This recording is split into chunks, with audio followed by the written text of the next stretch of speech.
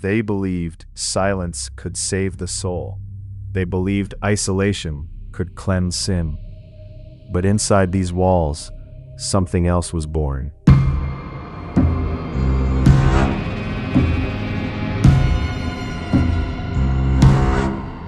In 1829, in the growing industrial city of Philadelphia, a prison opened unlike anything the world had ever seen.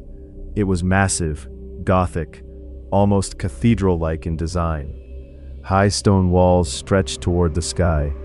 Guard towers stood like watchful eyes. It did not look like a prison. It looked like a fortress built to contain something dangerous. And it was. Not violence, not riots, but the human mind. Eastern State Penitentiary was built on a radical idea. Instead of whipping criminals in public squares or throwing them into filthy, overcrowded jails, reformers believed criminals needed reflection, solitude, silence. They would isolate each prisoner in a private cell. No communication, no human contact, no shared meals, no shared air. Each man would sit alone with his guilt until he repented. That was the theory. The reality was different. Each cell was a small stone chamber with a heavy wooden door and a narrow feeding slot. Behind the door was another iron gate. Thick walls blocked all sound from neighboring cells. Above, a single skylight. Guards called it the Eye of God, because even in total darkness, you were being watched. Prisoners worked alone in their cells, making shoes, weaving cloth, crafting simple goods. They ate alone, slept alone, prayed alone. When they were moved through corridors, black hoods covered their heads so they would never see another inmate's face. Imagine waking up every day and hearing nothing. No footsteps, no voices, no laughter, only your own breathing. At first, some prisoners welcomed the quiet. Then days turned into weeks, weeks into months, months into years, and the silence began to change. It became heavy, loud, oppressive. Men started talking to themselves, whispering, arguing with invisible companions. Some began pacing in circles for hours, wearing grooves into the stone floors. Others pressed their ears against the walls, desperate to hear even the faintest sound of another human being. There were reports of inmates breaking down into uncontrollable sobbing, others laughing hysterically at nothing. Some refused to speak ever again. Solitary confinement did not break the body, it fractured the mind. Punishments made it worse. If a prisoner violated the rules, guards used methods that were both brutal and silent. One was the iron gag. A metal collar was locked around the neck, chains attached from the collar to the prisoner's wrists. If the inmate moved his arms even slightly, the device would tear at his tongue, blood would fill the mouth. Some prisoners nearly suffocated. Another punishment was the water bath. In winter, inmates were submerged in freezing water, then hung outside overnight, as cold wind turned their wet clothes stiff as ice. There was also the hole, a dark underground cell with no light, no sound, no warmth. Some prisoners spent days there, alone with their thoughts, alone with fear. By the mid-1800s, reports began surfacing.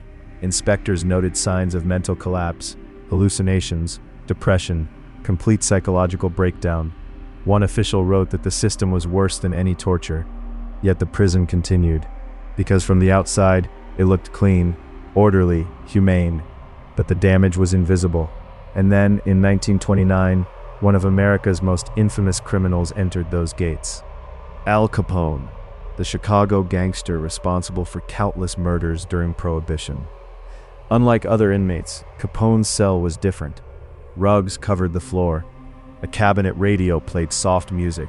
Fine furniture softened the harsh stone. But even power and money could not silence the atmosphere inside Eastern State. Later in life, Capone claimed he was haunted by the ghost of James Clark, one of the men killed in the St. Valentine's Day massacre. He said the ghost stood in the corner of his cell, staring at him, watching him sleep.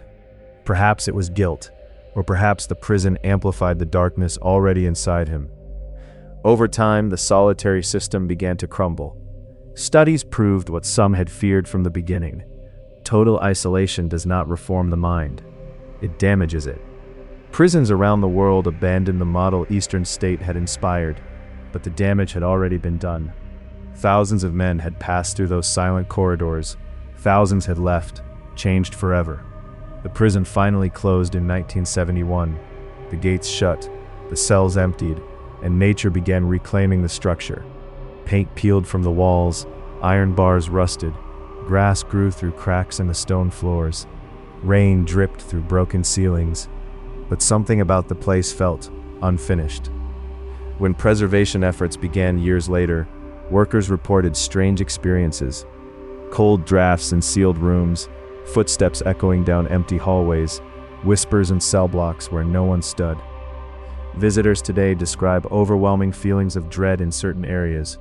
Cell block 12 is infamous for sudden nausea and anxiety. Cell block 6 is known for shadow figures darting along the walls. In cell block 4, some claim they see faces forming within the stone itself. Security guards have reported hearing doors slam when no wind was present. Others have seen dark shapes standing at the end of corridors, only to vanish when approached. Is it imagination, suggestion, or does suffering leave a mark on physical space? Scientists debate, but one fact remains undeniable. Eastern State Penitentiary proved something terrifying about human psychology. Silence can be louder than screams. Isolation can be more painful than chains. And when the human mind is left alone for too long, it begins to create its own demons. Today, the prison stands as a museum. Tourists walk the same corridors where men once lost their sanity. Cameras flash, footsteps echo, but if you stand still long enough, if you let the noise fade, you may notice something. A subtle shift in the air, a pressure, as if the walls are listening, as if they remember every whisper, every cry, every breakdown. Eastern State was built to reform criminals. Instead, it revealed the fragility of the human mind. It showed that punishment does not always require violence. Sometimes, all you need is silence. And somewhere inside those crumbling stone cells, that silence still waits.